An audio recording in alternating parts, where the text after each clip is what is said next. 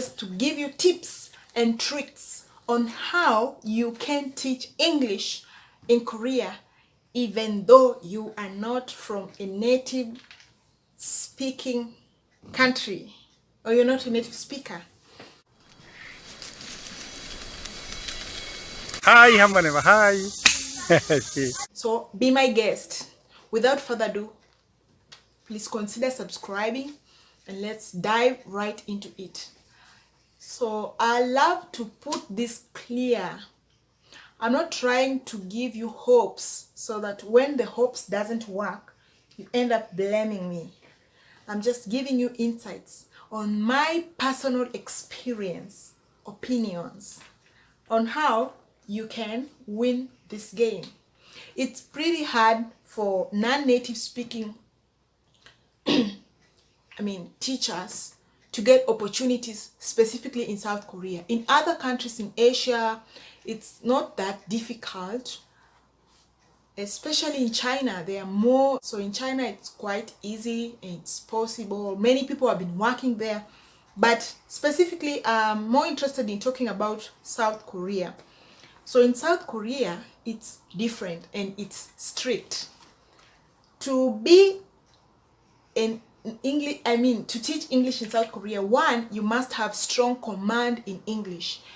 Two, you must have a degree, 4-year degree of study in any field. But for non-native speaker, it's quite different. Probably if you want to game up teaching license for you to be able to teach in Korean schools. You know what I mean?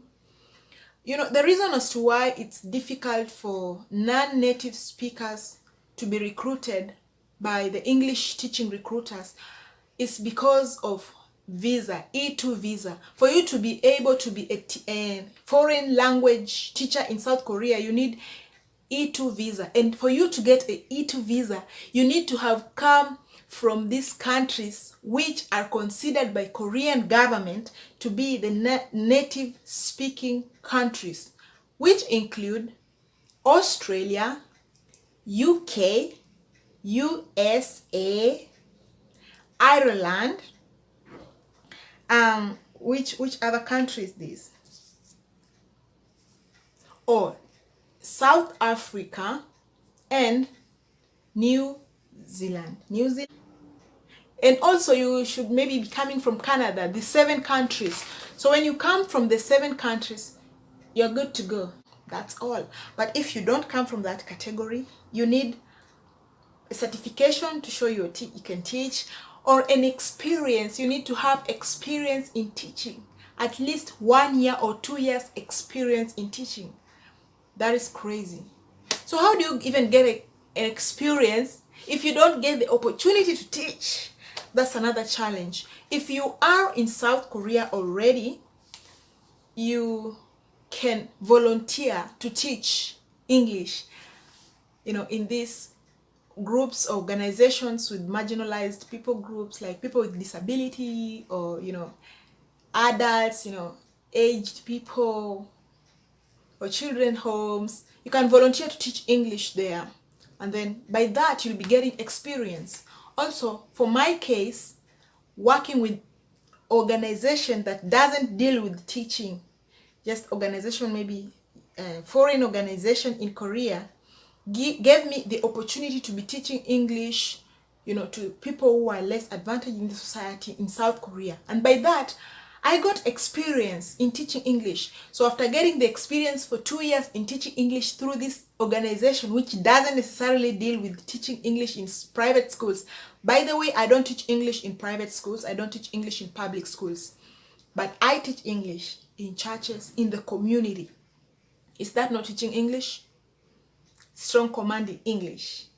That is what you need. Once you have that, the reason as to why I'm saying strong command in English, I don't intend to mean that you need to just be able to be talking English. I mean English with no strong, that disgusting accent. Plain accent. By the way, on my accent, if you are interested to know my challenges with this accent I'm talking with. I was told that I have one. You never know you have an accent unless somebody else tells you. So some people, tell me that, oh, I like your accent, blah, blah, blah.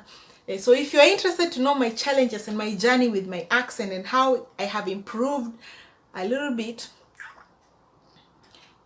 please let me know in the comment section and I'll talk about that in my next video. So to wind up, there is also something called CPA.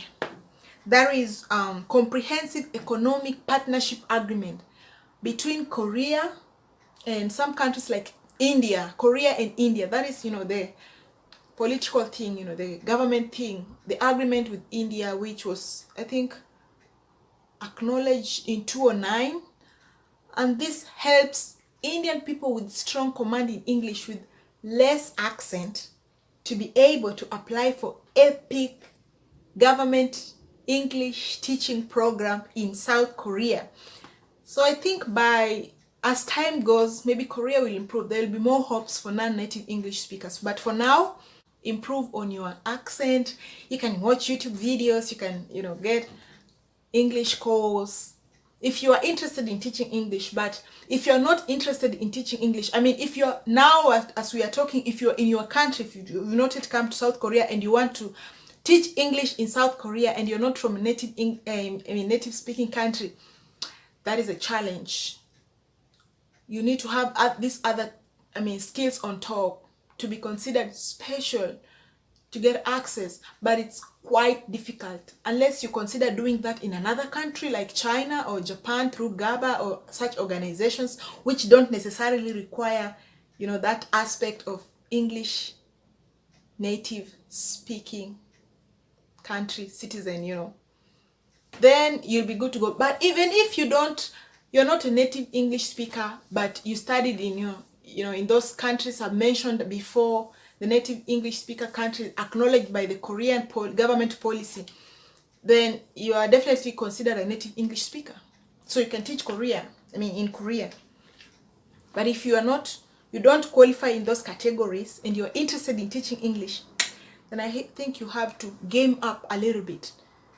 You can, get certification, study a little bit on English teaching, maybe get a qualification on experience, have some experience in teaching English, and then you're good to apply. There are lots of job sites in South Korea where you can try and apply. Just apply as many jobs as you can. I trust me, you'll get these opportunities. They are there. But if you're not yet in Korea, as we are talking, I don't think that's a good option for you. The option for you is maybe get a teaching job in other countries, not Korea.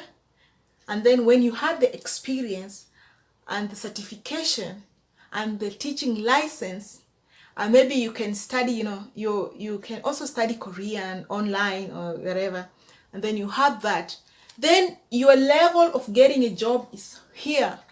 You're much better than native speakers. I'm just saying.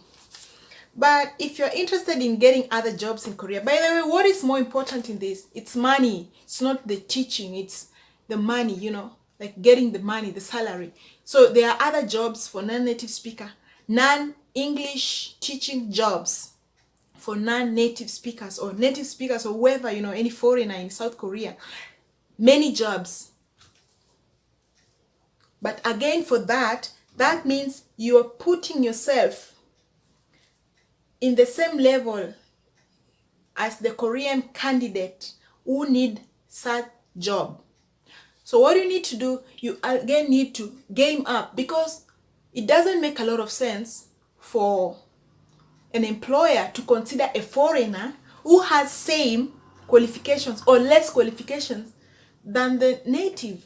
That means you have to be like good in Korean language, business level or more, and you need to have maybe extra skill, computer skills, these things, management skills, leadership skills, and you'll be good to go. There are lots of jobs in South Korea for foreigners.